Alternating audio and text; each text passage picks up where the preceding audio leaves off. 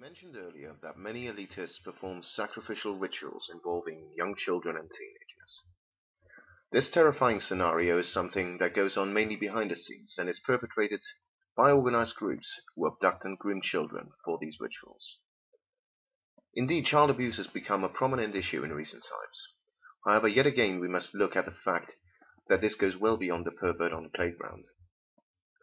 Many stories have come to light over the past few decades, and until this present day, about high-ranking politicians and business moguls being involved in pedophilia. Documentaries were produced, but somehow they never reached a vast audience, and in some cases the program was cancelled in the last minute. The 1994 Discovery Channel documentary, Conspiracy of Silence, was one of those. High-ranking politicians and industrialists prevented this film from being aired, and it was not until years later that it surfaced online. It exposes the child abuse that took place in Washington and the involvement of churches, stating that White House politicians also rented out young boys for sexual purposes. Furthermore, many allegations have been made, predominantly in the UK, about child abuse taking place in care and foster homes, perpetrated by members of the clergy, as well as senior staff. These cases show an ongoing trend of decades of abuse. It's a web of intrigue that starts in our Holy of Holies, Boys Town, Nebraska, one of the most respected institutions in the United States, and spreads out like a spider web to Washington, D.C., right up to the steps of the nation's capital, the steps of the White House, involves some of the most respected and powerful and richest businessmen in this United States of America.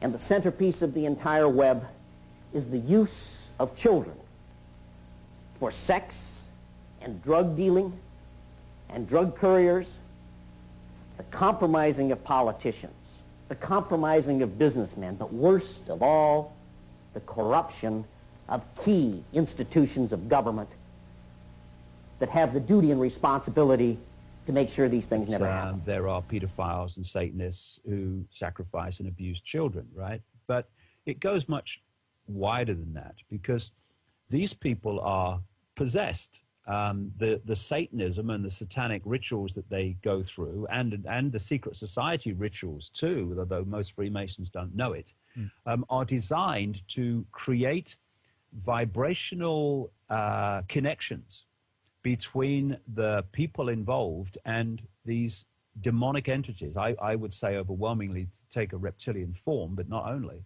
And the idea is for these demonic entities operating just outside of visible light to possess the pedophile, the Satanists, and take over their mental and emotional, what passes for their emotional processes. And what these demonic entities are is totally and utterly devoid of empathy. They do not have the power to empathize with the consequences for the others of their actions. We talk about cold-blooded. Well, reptiles are cold-blooded, and these people are cold-blooded. And so what they do, and what we're looking at overwhelmingly with these people, their hybrid bloodlines have been specifically bred to be much more genetically connected to the possessing entity, therefore vibrationally connected. And what these entities do is they feed off human energy, and they particularly want the energy of children before puberty, because there is an energetic and chemical change, quite obviously, that happens at puberty, and they want the energy before that happens. And this is why when you look at all these ancient accounts and ancient stories and legends, they talk about sacrificing young virgins to the gods. Now, these entities are perceived as the gods, these demonic entities. And the young virgin thing is actually just a symbol for children. That's what the young virgins were, and are children, because they want this prepubescent energy. So what happens is, if you like, and I hesitate to use the word because it's hardly appropriate, the human level of these people is stimulated to desire sex with children and to desire to harm children and get the a big kick out of it. Ted Heath did. I mean, I wouldn't even begin to go into what this guy did, but all the others are the same. But he was a really extreme version of it. Anyway, what's happening is while the children are being abused, while the pedophile is having sex with them, and even I found this that even when it's girls, often it's anal sex that these people have with them. They are connecting into, on the energetic level, the base chakra, the base vortex of their human energy field.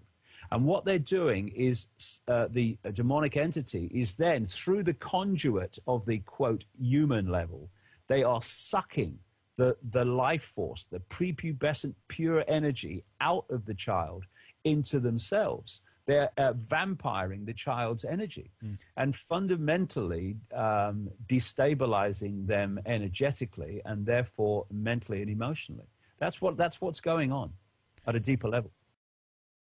If you have ever wondered why pedophiles get very short prison sentences and why many cases are simply dismissed, the answer is staring us all quite literally in the face. The people in power are themselves to a large extent pedophiles. Therefore, the punishment for child abuse is consequently less than for growing marijuana or tax evasion, both of which represent losses to the establishment. This is the reason why our justice system doesn't work.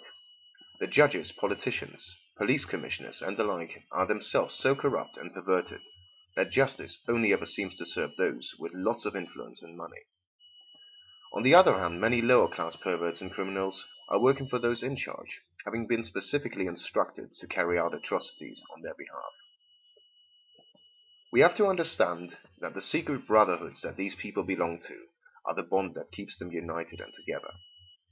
We should also take under consideration that many of these individuals are alien or alien hybrids, with no or little remorse or guilt for their crimes. They do not feel the same emotions we do.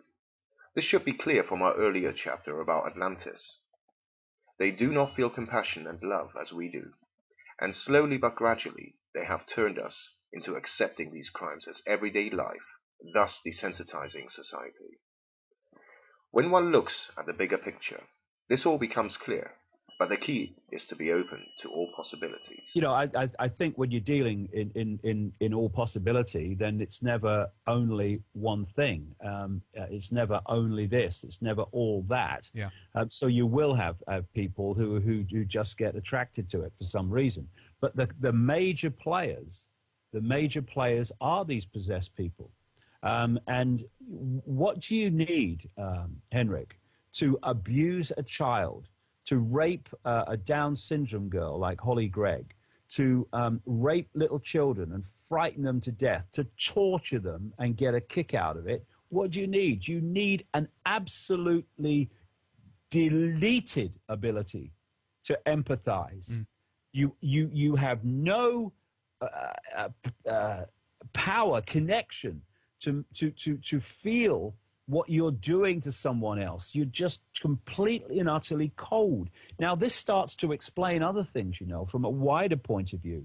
This is how it's possible for these people, like Blair and Bush, to send the boys in to pepper bomb Baghdad from the sky, to use depleted uranium in the weapons that create horrific birth defects that take the breath away when you see them in Iraq now. That lead to millions of people being either killed or maimed or having their lives destroyed forever in this life anyway. This is the mentality. These are the possessed people that are pepper bombing the Gaza Strip using phosphorus weapons that burn people alive. These are the people orchestrating 9/11 so that 3,000 people die to justify killing even more in Iraq and Afghanistan. This is the mentality. And, you know, I've been saying for years to people, do not, please, if you want to know what's going on, do not judge what these people would do by what you would do, because they're not like you. Right. You say they'd never do that. No, you would never do that. They do, and they do it all the time. So because they have this lack of empathy, in any way, shape, or form, they can orchestrate the world to cause mayhem. They want to cause mayhem. That's the aim. They want to cause suffering. They want to cause suffering in the child and the children that they abuse and sacrifice and torture because they get a kick out of it. They want mayhem in the world in general by manipulating the banking and economic system and wars and suffering of various kinds. They want that because they get a collective kick out of that. They want the mayhem. It's not a mistake. Oh, look what they've done now. How silly. Look what's happened now. They wanted it to happen. And by understanding the mentality that we're dealing with, sheer, bloody, unadulterated evil, which appropriately is life, written backwards, that's what we're dealing with. That's why we have the world that we have today. And that's why we've got to grow up, wake up, get the bum off the sofa, get the I'm just little me, what can I do, out of your bloody mind, and let's start sorting this, because we've got to grow up and be adult and start to address this, because the consequences of not doing so in the not too distant future will be potentially horrific if we don't. In Houston, I give the figure based on, I think, prudent calculations that upwards of 350 boys a year are killed deliberately because of this. Many more die of drug overuse, malnutrition, of suicide. The national toll per year is in the thousands every year. Kids die violently because of this. It's closely attached to the major financial, commercial, industrial, educational institutions of our society. It's run by the same people who run those. It's frequented by the same people who occupy management positions in those. It's not the mafia. It's an adjunct of clean business. It's serving the most respectable people we have in our society, the people who are the elite.